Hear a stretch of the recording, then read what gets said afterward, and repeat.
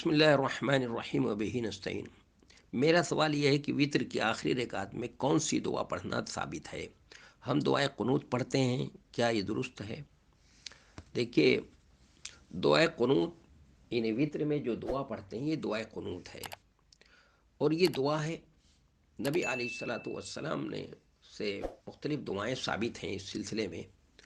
تو اگر کسی کو یہ دعا یاد ہیں جو ثابت ہیں تو ٹھیک ہے، نہیں یاد ہیں تو اللہم اغفر لی پڑھتا رہے، اتنی مختصر سی یاد ہے تو وہ بھی پڑھ لے، تو وطر کی نماز ہو جائے گی، کوئی اس میں پریشانی کی بات نہیں ہے۔ لیکن ہاں یہ کہ دعائے قنوت جو مثلا احناف کے ہاں پڑھی جاتی ہے، وہ اللہم انا نستعینک و نستغفرک، وہ مصنف ابن ابی شیبہ میں یہ حدیث ہے موجود، اور یہ ثابت ہے اس سے۔ اور جو دوسرے لوگ دعائے قنوت پڑھتے ہیں، یہ دعائے قنوت وہ جیسے اللہم اہدنی فی من ہدیت، یہ دعائے قنوت جیسے امام احمد اور اہل سنن وغیرہ نے سیدنا حسن ابن علی رضی اللہ عنہ سے روایت نقل کی ہے کہ رسول اللہ صلی اللہ علیہ وسلم نے مجھے دعا یہ سکھلائی جسے میں وطر میں پڑھا کروں۔ آپ نے دعا یہ سکھائی ہے کہ میں وطر میں یہ پڑھا کروں، کیا؟ اللہم اہدنی فی من ہدیت وعافنی فی من عافیت وتولنی فی من تولیت وبارک لی فی ما اعطیت وقنی شر ما قضیت فانک تقضی ولا یقضى علیک وانہ لا یذل من والیت ولا یعز من عادیت تبارکت ربنا وتعالیت وصلی اللہ علی النبی محمد صلی اللہ علیہ وسلم۔ یہ حدیث جو ہے بقول امام ترمذی کی یہ حسن ہے، اور نبی کریم صلی اللہ علیہ وسلم سے قنوت کے ضمن میں اس سے احسن چیز منقول نہیں۔ یہ سید سابق صاحب کا قول ہے۔ تو اس میں نے بتایا کہ بہت سی دعائیں منقول ہیں، امام نووی رحمۃ اللہ علیہ لکھتے ہیں کہ اس کی اسناد صحیح ہے، ابن حزم اس کی صحت کے بارے میں متردد تھے، لکھتے ہیں کہ اگرچہ یہ روایت ان روایات میں سے نہیں جو قابل احتجاج ہوں، دیکھ لیجئے ابن حزم کیا کہتے، اگرچہ ضعیف ہے لیکن ہم نبی صلی اللہ علیہ وسلم سے اس کے سوا وطر میں پڑھنے کو کچھ اور نہیں پاتے، اور ذاتی رائے کی نسبت ہمیں یہ حدیث زیادہ پسند ہے اگرچہ ضعیفی ہو۔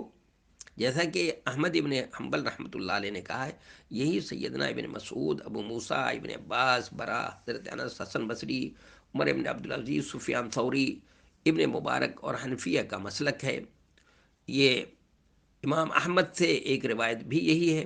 تو حنفیہ جو ہے یہ قنوت، یہ دعائے قنوت جو ہے یہ قنوت نازلہ کے طور پر پڑھتے ہیں جب کوئی مصیبت آئے، کوئی پریشانی ہو، اور وہ دعائے جو مصنف ابن ابی شیبہ میں ہے وہ اس کو اور وطر کی نمازوں میں پڑھتے ہیں۔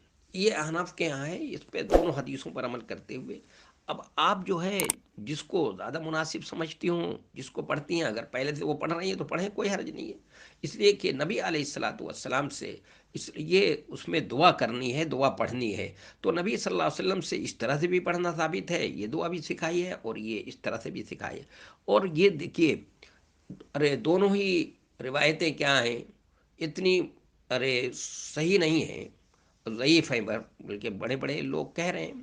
تو دعا کے سلسلے میں ضعیف روایتوں سے بھی کیا کیا جاتا ہے، استدلال کر لیا جاتا ہے، اور آپ کو اس کے علاوہ بھی اگر آپ دعائیں اگر اللہ تعالیٰ سے کرنا چاہتی ہیں تو مانگنا چاہتی ہیں، مانگ سکتی ہیں۔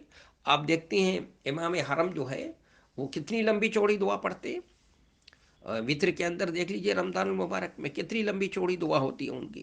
تو یہ دعا ہے دعائے قنوت کے اندر، جو دعائے قنوت کیا ہے، وہ قنوت جو ہے کہ مطلب اس میں دعا کرنی ہے، اپنی دل کی بات اللہ کے سامنے رکھنی ہے، تو آپ جس انداز سے بھی رکھ سکتی ہوں، جس انداز سے پڑھ سکتی ہوں۔ تو اگر آپ کو یہ دعا زیادہ پسند ہے، جیسے میں بھی ہم نے پڑھے اللہم اہدنی فی من ہدیت، تو یہ پڑھیے، اور اگر اللہم انی نستعینک یہ یاد ہے تو آپ وہ پڑھ لیں۔ لیکن احناف جو ہے اس کو وطر کے اندر پڑھتے ہیں عام طور پہ، لیکن اگر کوئی ہنگامی مسئلہ ہو، کوئی مصیبت آ جائے، تو قنوت نازلہ کے طور پر احناف اس قنوت کو پڑھتے ہیں، جس قنوت کا بھی میں نے تذکرہ کیا ہے۔ تو آپ جو بھی پڑھ لیں، میں سمجھتا ہوں کہ صحیح ہے، کسی کو ہمیں غلط جو ہے کہنا وہ صحیح نہیں ہے، کسی کو صحیح نہیں، ارے غلط نہیں کہہ سکتے ہم، اس لیے کہ اگر ابھی فنی اعتبار سے بحث کریں گے تو یہ بھی روایت کوئی بہت زیادہ طاقتور نہیں ہے، جیسا کہ ابن حزم نے خود ہی بتایا ہے۔ کچھ لوگوں نے اس کو صحیح بھی لکھا ہے، کہ لکھا ہے کہ وہ صحیح ہے۔ ابو داؤد کے اندر موجود ہے، 1425 نمبر کی حدیث ہے یہ۔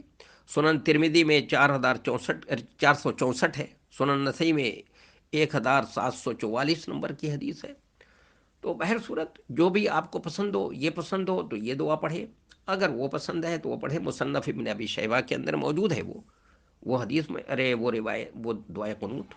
اور احناف نے دونوں کو مانا ہے، دونوں کو تسلیم کیا ہے۔ اس کو قنوت نازلہ کے طور پر پڑھتے ہیں وہ، اور اس کو احناف جو ہے وہ اس طرح سے پڑھتے ہیں، کس طرح، وہ وطر میں پڑھتے ہیں۔